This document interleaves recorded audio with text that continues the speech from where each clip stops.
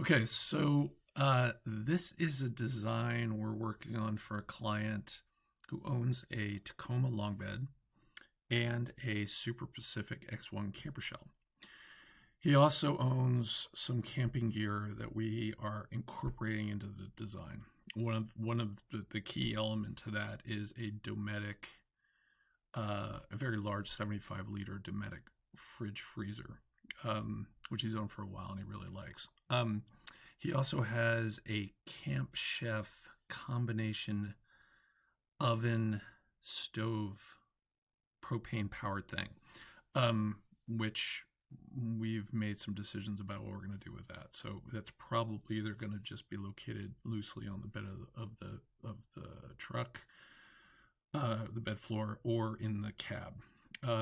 He also has a Goal Zero 1000 power station, so we're incorporating that as well. And he has some needs related to skiing and specific storage items, things like that, and also for cooking. So anyway, so here's the truck. I've animated quite a bit of it. So as soon as my computer refreshes, it'll be nice to get a new laptop, one with more graphics processing capability than this one does. It's been a good laptop, just not for 3D modeling.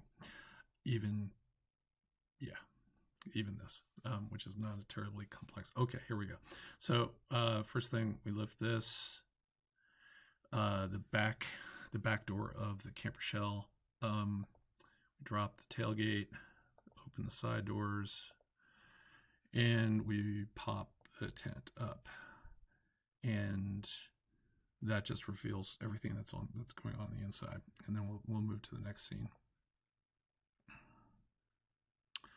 And as part of that, we've actually added the tent. It's very rudimentary, very rough. It's not meant to be exact, but we're not really about designing a tent.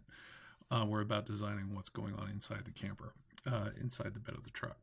So I mentioned he has a Dometic fridge. So part of the design that we have so far is a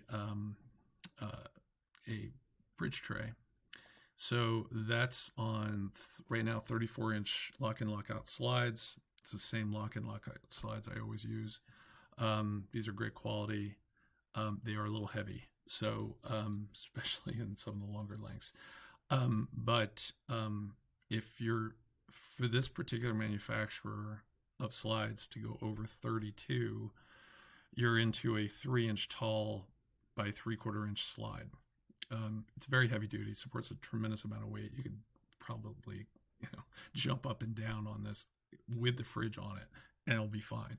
But it does have some weight to it. So that's just something that we're going to consider. The other thing that we're looking at is how the client wants to access this fridge, because this particular Dometic has the plugs in such a way that it has two sections to the fridge, two doors at the top, and if you was to access this fridge from inside the camper, let's close it up and let's flip this top.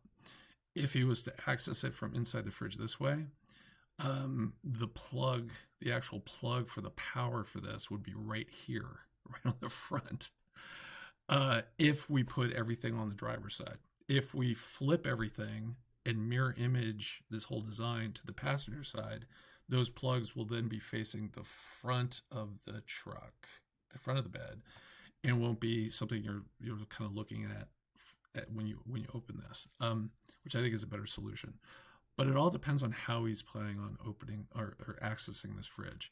He may decide that this whole flip-top thing's not going to work, and he wants to access this fridge from outside through this open door of the camper shell.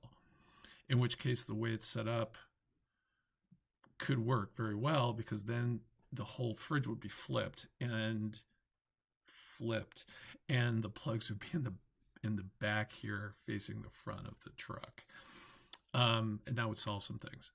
But it won't it would make it extremely difficult to access the fridge from inside the camper unless he actually takes those lids off, the fridge lids off, which is possible, but it's awkward. And it probably isn't something he wants to do on a regular basis. I just don't think those lids are really set up to do that. So that's that. The second part, the key thing, is this outdoor kitchen countertop, which is going to have a collapsible sink here with a cutout that's going to hold it, and it's got a drain, so it'll drain to the ground. This is a pretty big thing. It's going to be on 42-inch slides. Again, heavy slides, a little heavier than the slides that we're using for the fridge, obviously, because they're longer. But it is what it is. So whatever. So moving on. So the other thing I'm going to show. So let's move to the next scene. So we had the sitting guy who's just there to kind of show what it's like to actually sit on this bench. So we have this bench.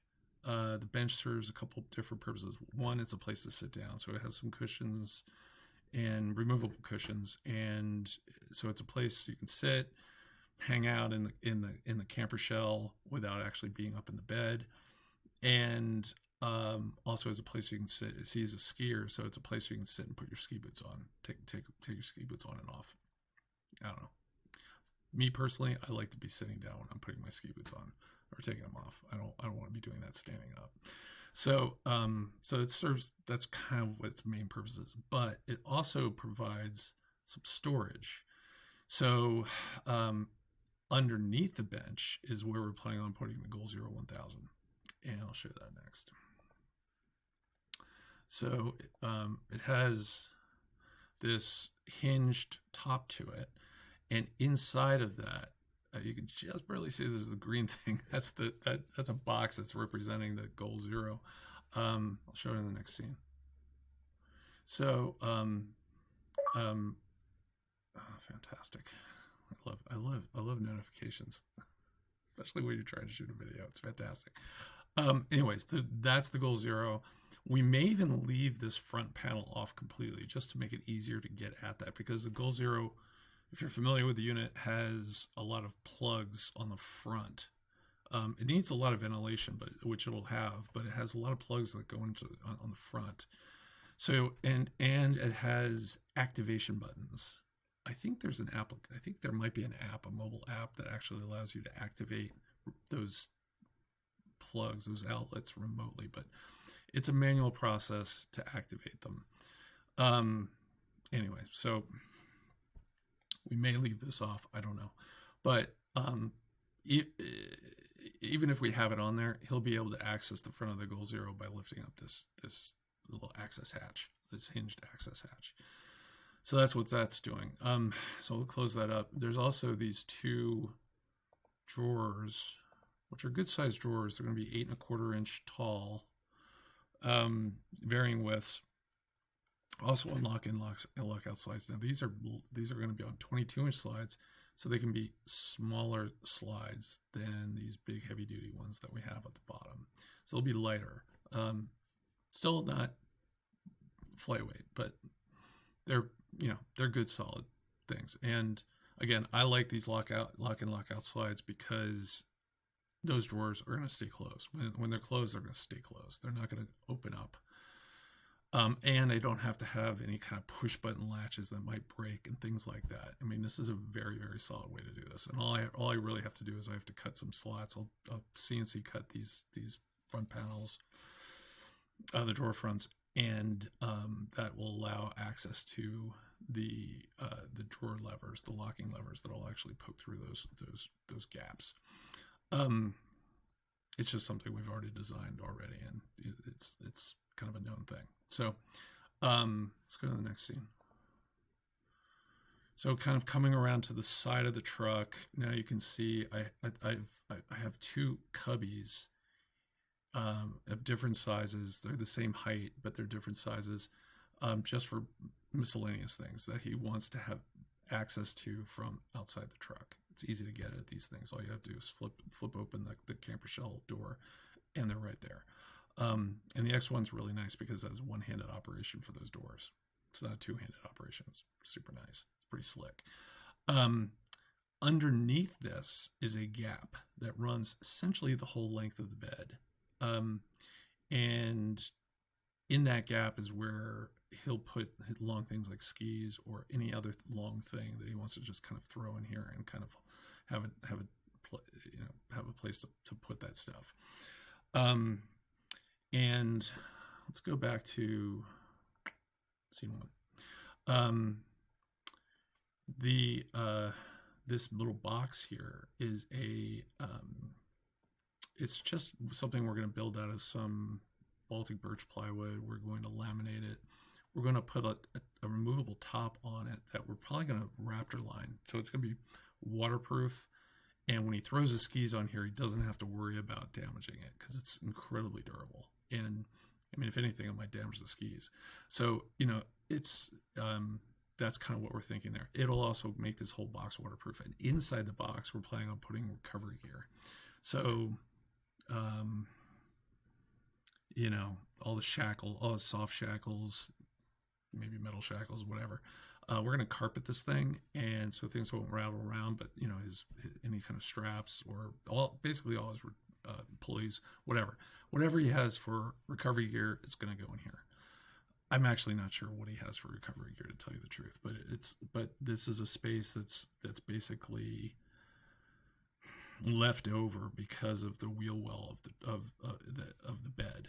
And so this box kind of extends across the top of the wheel well.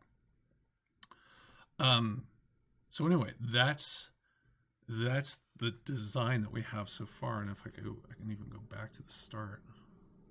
Not that. Oh, I lost my tent.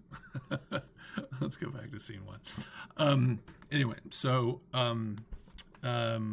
yeah, that's what we have so far. I know this is a really rough video. It's not like I practice this thing. I don't practice any of my videos, to tell you the truth. But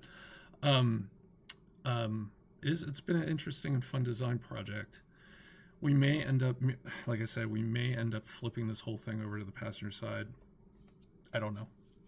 I think it's going to work the same either way. It doesn't really matter. It's just his personal preference as to how he kind of wants to access these drawers. And a lot of it's kind of, are you left-handed or you're right-handed? If you're facing forward, you probably want it on just right-handed might be easier. I don't know. But if you're in the camper, then maybe it's easier the other way around. If you're right-handed, it's 6 of one, half dozen of the other. But anyway, like I said, fun project, not finished yet. This is really just, I would call this a first draft. I know it looks pretty detailed, but again, we spent a lot of time kind of working through accurate dimensions of everything, so we don't actually end up having to design it like twice and do a lot of guessing, do a lot of design work, and then go, oh, it's actually this big. Oh, okay. Well, I guess I have to redo it. So we try and design once. And if we have to make some modifications because scope change, whatever, that is what it is. But I hate to have to redesign something because I didn't know how big something was. So we try and be as accurate with the dimensions. And I'm always designing as if I'm actually building it.